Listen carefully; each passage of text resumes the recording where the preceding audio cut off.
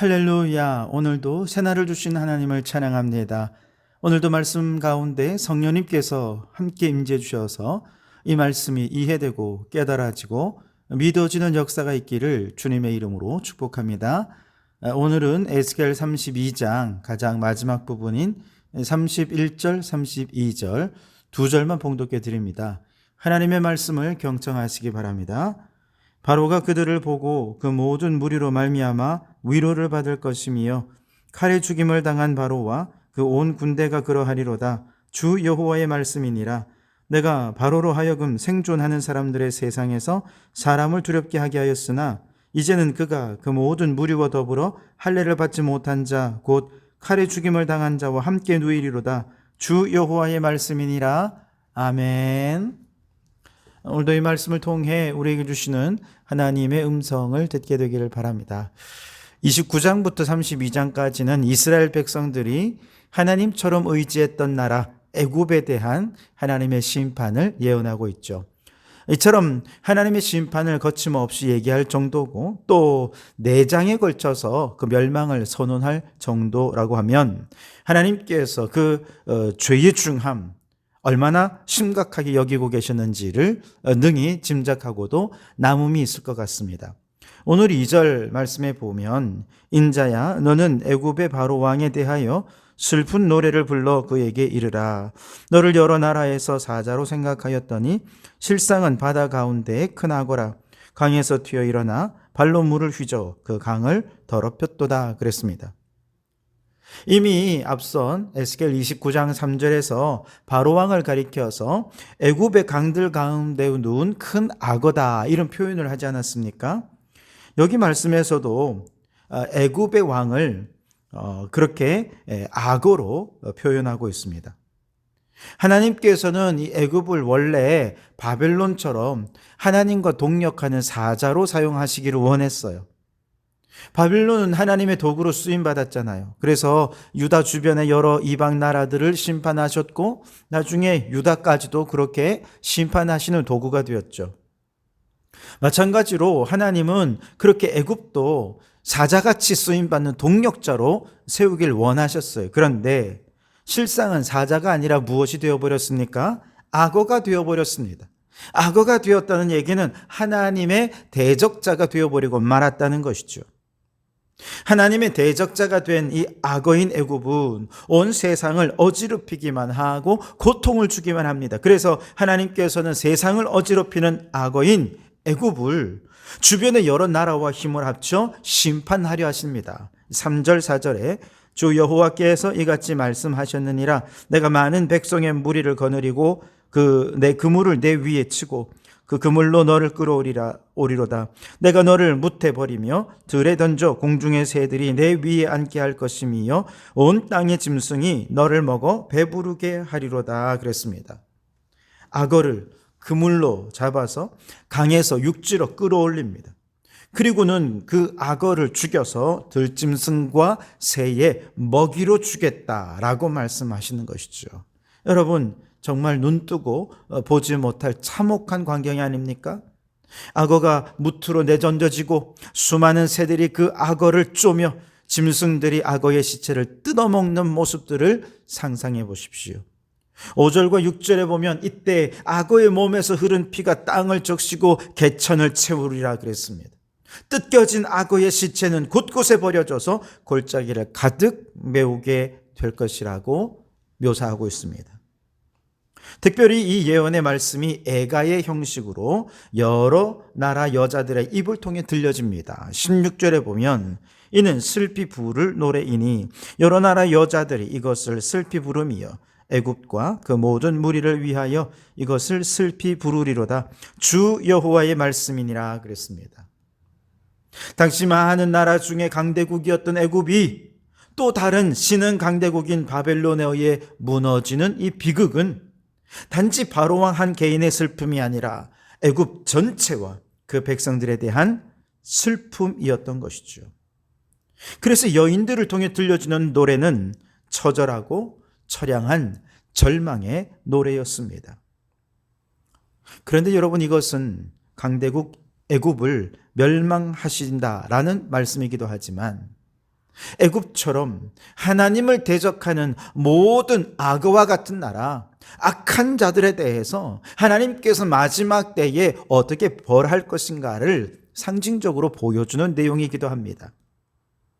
이 세상의 역사는 시대마다 강대국들이 세상의 역사를 주도하는 것처럼 보이지요.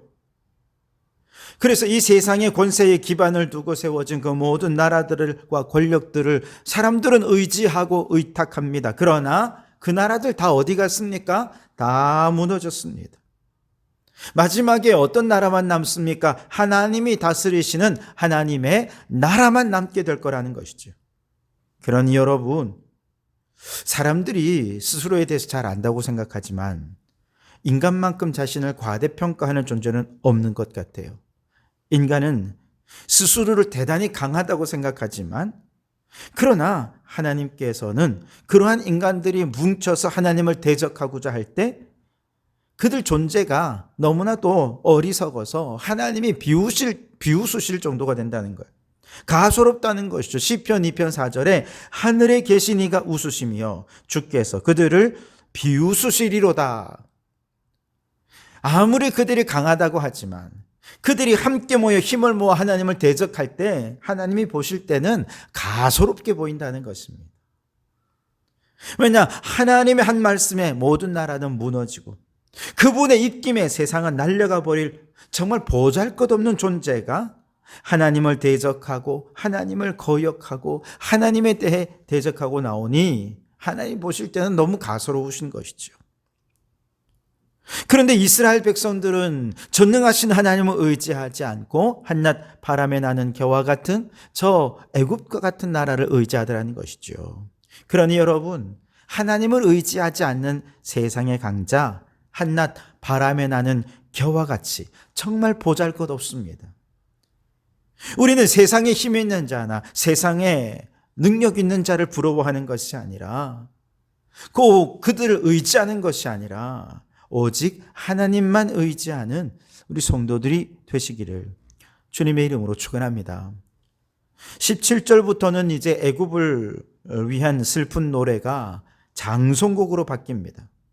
그리고 애굽을 위한 무덤이 만들어지고 구덩이에 빠지면서 곧 지옥에 떨어질 것을 말씀하십니다. 18절 19절 애굽의 무리를 위하여 슬피 울고 그와 유명한 나라의 여자들을 구덩이에 내려가는 자와 함께 지하에 던지며 이르라. 너의 아름다움이 어떤 사람들보다 뛰어나도다.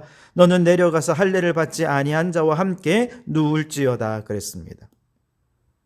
애굽의 용사와 전쟁에서 패한 군인들이 이제 동시에 지옥에 떨어지면서 그들은 이미 지옥에 와 있는 또 다른 사람들을 만나게 되는데요. 21절에 보면 용사 가운데 강한 자가 그들을 돕는 자와 함께 스올 가운데서 그에게 말하며 할례를 받지 아니한 자 곧 칼에 죽임을 당한 자들이 내려와서 가만히 누웠다 하리로다 그랬습니다.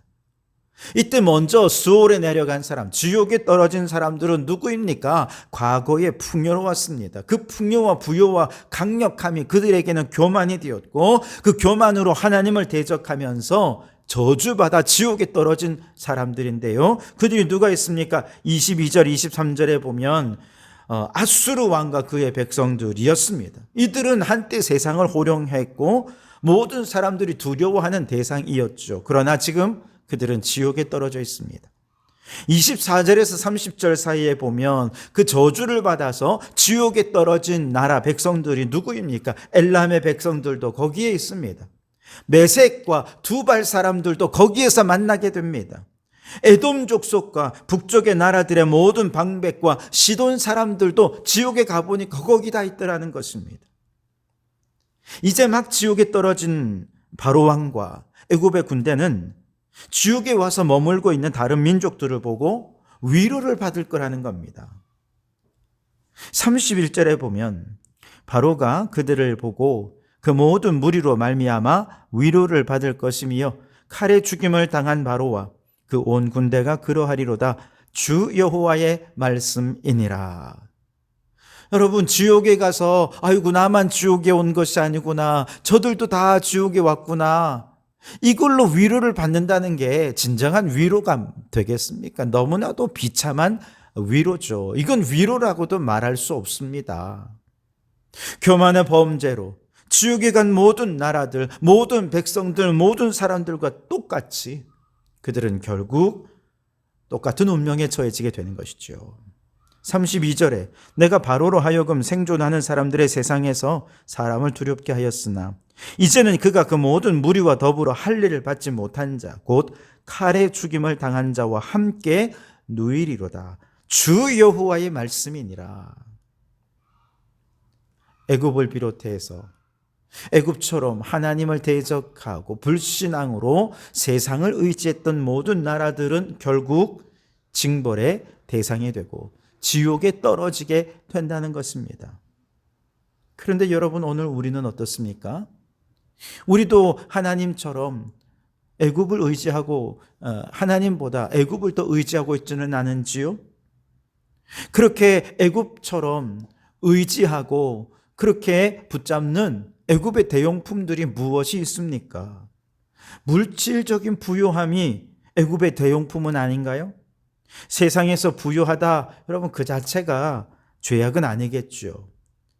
그러나 그 부유함 때문에 교만해지고 거만해질 가능성이 너무 많고요. 그래서 예수님께서는 결국 부자가 천국에 들어가는 것은 낙타가 바늘귀에 들어가는 것만큼이나 어려운 것이다 라고 말씀하지 않으셨습니까? 미국의 집회에 보면 우리는 하나님을 믿는다, In God we trust라는 말이 기록이 되어 있습니다. 아마도 처음에 그들은 집회를 만들면서 이 집회를 결코 하나님보다 더 의지하지 않겠다, 그런 마음으로 문구를 썼으리라 생각합니다만 지금의 미국은 어떻습니까? 하나님보다 집회를 더 믿는 나라가 되었죠. 달러는 부의 상징이 되었고 어디든지 달러로 바꿔야 거래가 되는 시대가 되어버렸습니다. 그뿐만 아니죠. 이 시대는 수많은 중독자들로 점점 들끓고 있습니다. 혼자 컴퓨터를 바라보며 하루 종일 사는 사람들, 친구들과 어울려 술, 담배, 심지어 마약을 하지 않고서는 사는 의미조차 느끼지 못하는 사람들도 있습니다. 도박이라든지 섹스 중독에 빠진 사람들, 텔레비전이나 혹은 핸드폰이나 이런 데 빠져 있는 많은 사람들, 자기도 모르게 그들이 애지중지하는 우상 같은 존재에 깊이 빠져서 거기서 헤어나오지 못하는 그런 삶을 살아가고 있는 것이죠.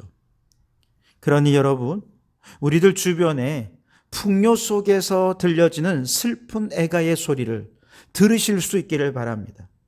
이대로 가다가는 저 애굽처럼 수많은 나라들처럼 지옥에 떨어질 수밖에 없습니다.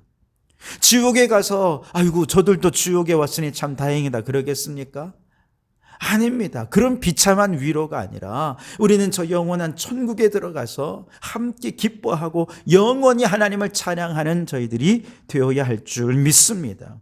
그러니 여러분, 이 세상의 것 의지하지 말고 이 세상의 화려함과 이 세상의 어떤 것을 의지하기보다 하나님 그분만을 의지하며 그분만 믿고 찬양하며 살아가는 우리 성도들이 되시기를 주님의 이름으로 축원합니다.